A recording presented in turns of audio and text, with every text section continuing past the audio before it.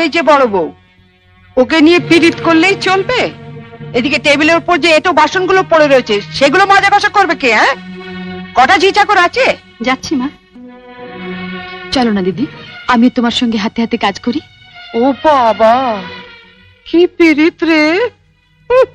দেখবো দেখবো কত কাজ করতে পারো। দেখি তোমার বাবা মা কি গয়না পরিয়ে শ্বশুর বাড়ি পাঠিয়েছে। হ্যাঁ?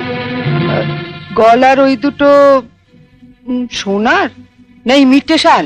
আমার মা বাবা নেই, ছেলেবেলাতেই মারা গেছেন। আমি মামার কাছেই মানুষ।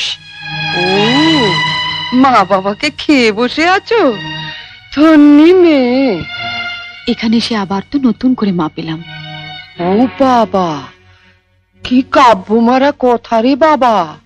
শিখে নাও মেজো বউ, শিখে নাও। আমার বাবা ওসব ন্যাকামি আসে না।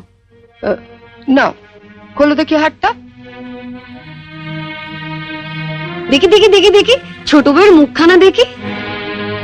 তোকে আবার কি খবর দিল? বা, রন্টুর বউ ভাতে যাবো বলে তৈরি হচ্ছে, হঠাৎ তনু গিয়ে বলল, তা মা, তোমার ছোট বউয়ের মুখখানা তো বেশ।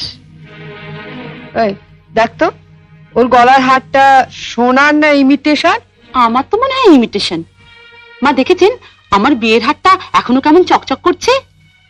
এটা তো মনে হচ্ছে না, কেমন যেন মেয়ের মেরে। এটা আমার মায়ের গয়না, মা মারা যাবার সময় মামার হাতে দিয়ে গিয়েছিলেন।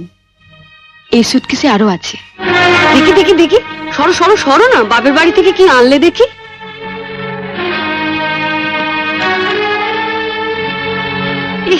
এ কি শাড়ি গো, ই মেয়ে, এ নিশ্চয়ই কোনো ভিখারি বাড়ির মেয়েকে বিয়ে করেছে তনু। আমাদের বাড়ি ঝিরাও এ কাপড় পরে না। দেখ দেখ, বাবা, লাল লাল হয়ে যাচ্ছে পাউডার।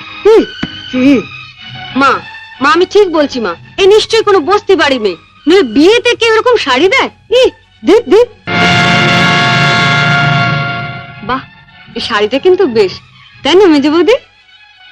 মোটামুটি। হ্যাঁ মা, আমাদের এখন আমাকে মানিয়েছে। খুব সুন্দর মানিয়েছে, ভালো, খুব সুন্দর। আমি এই শাড়িটা নিয়ে যাচ্ছি, রন্টুর বউ ভাতে পরে যাব। শোনো, রাত্রিবেলায় ভালো করে আমি এসে সুটকেসটা ঘেটে দেখবো, কিছু যেন শরীর রেখো না। মা, নজর রেখো।